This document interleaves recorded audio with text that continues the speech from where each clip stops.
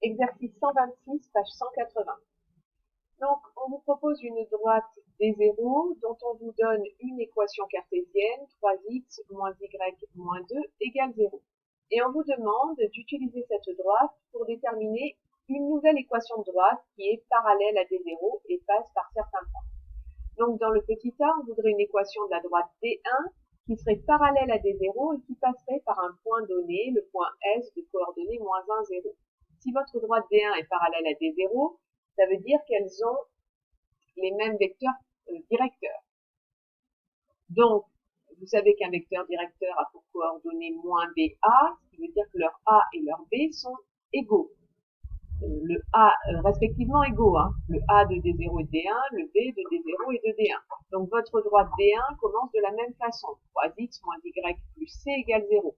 Et comme on l'a déjà fait dans un exercice, vous n'avez plus qu'à calculer c en vous servant du fait que le point S appartient à la droite, donc ces coordonnées vérifient l'équation de la droite.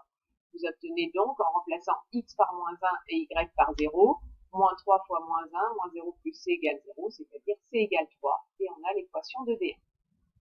Pour D2, on voudrait toujours qu'elle soit parallèle à D0. Bon, donc D2 va démarrer de la même façon, 3x moins y plus c égale 0. Mais cette fois-ci, on voudrait qu'elle ait pour ordonnée à l'origine 4. Avoir pour ordonnée à l'origine 4, ça veut dire qu'elle vient couper l'axe des ordonnées en 4. Donc, elle passe par le point de coordonnées 0, 4. Donc, vous allez pouvoir remplacer x par 0 et y par 4. Et vous obtenez c égale 4. Pour D3, vous savez que D3 a pour vecteur directeur U de coordonnées 1, 2, et qu'elle coupe D0 au point de coordonnées 7, 19. Si elle a pour vecteur directeur 1, 2, vous savez que A vaut 2 et que moins B vaut 1, donc B vaut moins 1. Vous avez donc une équation cartésienne de la forme 2x moins y plus c égale 0. Et ensuite, T est un point de la droite, donc vous remplacez x par 7, y par 19 pour trouver C, ce qui vous donne C égale 5. Pour D4, elle est parallèle à l'axe des abscisses. Alors, une droite qui est parallèle à l'axe des abscisses, vous vous souvenez que c'est une droite qui a pour équation y égale k. En fait, c'est bien une équation de réduite de la forme y égale mx plus p, mais le coefficient directeur est nul, parce que si vous avez un vecteur directeur qui a pour ordonnée 0, donc m est égal à 0, donc vous trouvez y égale k ou y égale p, on l'écrit comme on veut.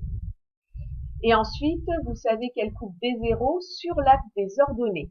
Alors, couper D0 sur l'axe des ordonnées, ça veut dire que vous avez D4 qui est comme ça, et je vais dessiner D0. Elle coupe D0 sur l'axe des ordonnées. Alors, le problème, c'est, sur l'axe des ordonnées, D0, où est-ce qu'elle va couper l'axe des ordonnées? Et couper l'axe des ordonnées, c'est pour x égale 0. Donc, on va remplacer x égale 0 dans D0. Donc, on obtient 3 fois 0 moins y moins 2 égale 0. C'est 0, ça vous donne donc y égale moins 2. Donc, votre droite D0 va couper l'axe des ordonnées en moins 2. D'accord? Et si votre droite, voilà, votre droite D0, elle est comme ça, elle est croissante, hop, elle va couper l'axe des ordonnées en moins 2, voilà D0. Si votre droite D4 doit couper l'axe des ordonnées en moins 2, ça veut dire qu'elle va se retrouver ici. Et donc, vous avez une droite d'équation y égale moins 2. Enfin, D5 ne coupe pas D0 et passe par l'origine du repère. Alors, si D5 ne coupe pas D0, ça veut dire qu'elles sont parallèles. Alors, je vais rester dans le même repère.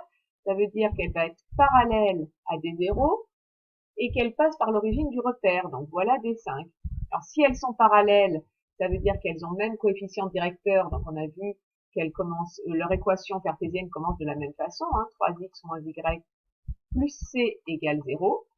Et comme elles passent par l'origine du repère, le point de coordonnées 0, 0 doit appartenir à la droite. Vous remplacez x par 0, y par 0, ça vous donne c égale 0. Donc, on obtient une équation de la forme 3x moins y égale 0.